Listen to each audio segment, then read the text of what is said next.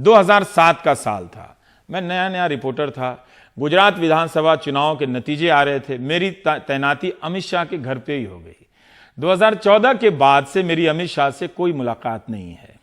इस बार जब 2019 में नतीजे आ रहे थे तब बीजेपी ने चैनलों में भेजने के लिए 48 प्रवक्ताओं के जो रोस्टर बनाए, उसमें से एक भी प्रवक्ता का नाम मेरे कार्यक्रम के लिए नहीं था।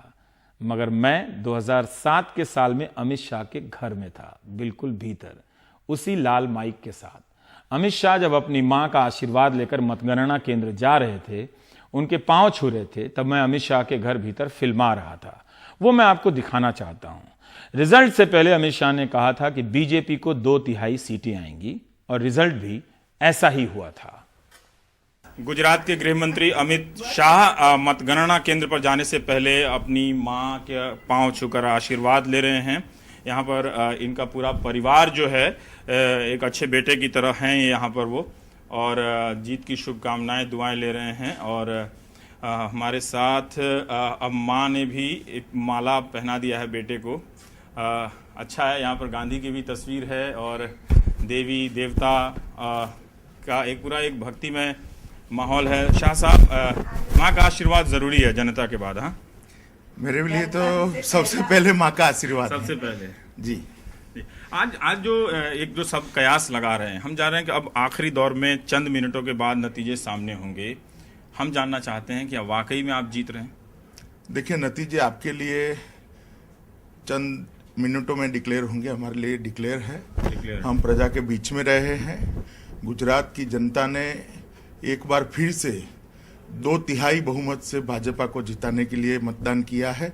और मैं मानता हूं कि नरेंद्र भाई के नेतृत्व में फिर से एक मजबूत भाजपा सरकार राज्य में बनेगी। हम ये जानना चाहते हैं कि हर चुनाव के बाद हर चुनाव में एक तरह से एक बहुत गर्मा गर्म माहौल हो जाता है। आप अपनी मां के साथ हैं, कोई ऐसी बयानबाजी जिसे लेकर आपको, अपनी पार्टी की बयानबाजी जिससे लेकर थोड़ा अफसोस होता, ना करते तो अच्छा, एक पश्चाताप, एक मतलब रियलाइजेशन जिसे कहते हैं, वो बताइए। देखिए, पार्ट ऑफ गेम है, पार्ट ऑफ गेम, इससे कोई पश्चाताप वाली बात नहीं होती है। चुनाव में दोनों ओर से इस तरह की बयानबाजी होती है और ये रूटीन बात है।